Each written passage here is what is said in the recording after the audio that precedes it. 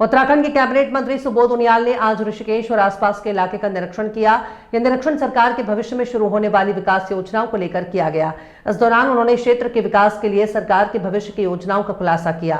उन्होंने बताया कि ऋषिकेश को अंतर्राष्ट्रीय स्तर का पर्यटन स्थल बनाने के लिए एक व्यापक और एकीकृत योजना पर काम किया जा रहा है। इस योजना में ऋषिकेश, मुनि की रेती, तपोवन और स्वर्ग आश्रम जैसे क्षेत्रों को शामिल किया गया है। यह योजना एडीबी द्वारा वित्त पोषित है और इसका कुल बजट लगभग 2000 करोड़ है। ऋषिकेश की सबसे बड़ी समस्या ट्रैफिक जाम है। इसके समाधान के लिए बाईपास रोड और 2 रिंग रोड बनाने की योजना है। NHAI द्वारा पहले चरण का काम लगभग तैयार है। यात्रियों को ऋषिकेश से तपोवन तक सुगम यात्रा प्राप्त करने के लिए नदी के समांतर केबल कार चलाने पर भी विचार किया जा रहा है। लगभग 120 करोड़ की लागत से हर्बल पार्क के विस्तार का प्रोजेक्ट भी अपने अंतिम चरण में है। खारासोत से टनल के माध्यम से नीलकंठ तक सीधा संपर्क स्थापित करने की भी योजना है। मंत्री उनियाल ने यह भी स्पष्ट किया कि विभिन्न विभागों के बीच बेहतर समन्वय स्थापित करने के लिए एक पूरी टीम इन क्षेत्रों का भ्रमण कर रही है, ताकि योजनाओं को धरातल पर उतारा जा सके और संसाधनों का सही उपयोग हो। ये पिछले 5-7-8 साल से एक प्लान पर सरकार काम कर रही थी, जो विशेषकर जो हमारी एक धार्मिक छाप पूरे देश दुनिया में है।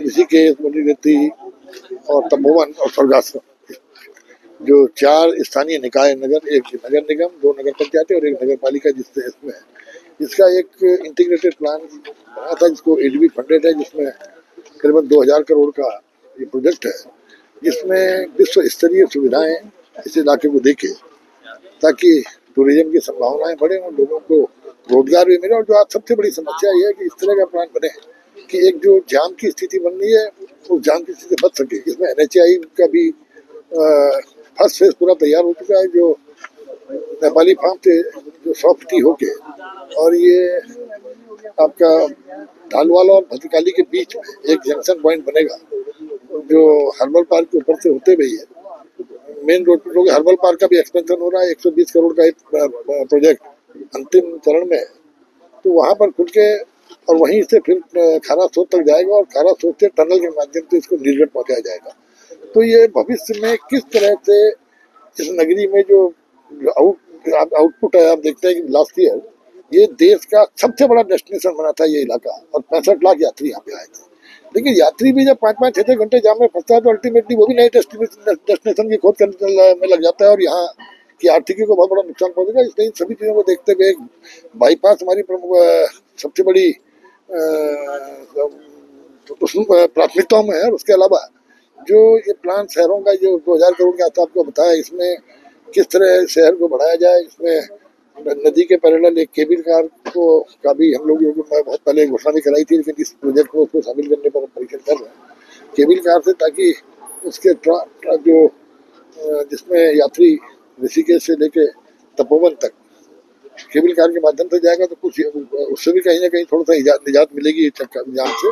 और दूसरा 2 रिंग रोड, जो यहाँ से एक सीधे आस्था पथ पे जाएगी, और एक ऋषिकेश जो हमारा SBT है उससे इधर चंद्रभागा से और उसके बीच में पैरेलल, वो भी उसको भी चंद्रभागा आस्था पथ तक ले जाने का प्लान है। और इस सारी योजनाओं को लेकर के आज ये पूरी टीम यहाँ पे भ्रमण कर रही है, ताकि विभागों में आपस में समन्वय हो और इंटीग्रेटेड एक प्लान बने, ताकि कहीं पर एक कोई दूसरे के बीच टकराव ना हो, और काम में ना तो पैसों का नुकसान हो और काम की गति भी तेज हो जाए।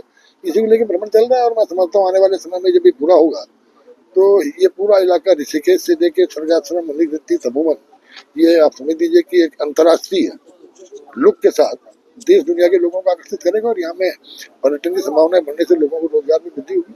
कितना बजट रखा गया है? कब से देखिए, बजट में कई तरह का है। देखिए, 1800 कुछ करोड़ का ये प्रोजेक्ट है, करीबन 400 करोड़ का NHAI का है, जो बाईपास रोड बननी है। इसके अलावा 120 करोड़ का हर्बल पार्क है। इसके अलावा राज्य सेक्टर से भी तमाम तरह की इसमें, कुल मिलाकर के मैं समझता हूँ आने समय में 2,500 हजार करोड़ रुपया इसको भव्य और सुंदर बनाने में खर्च हुआ। बरसात का को लेकर क्या कहें?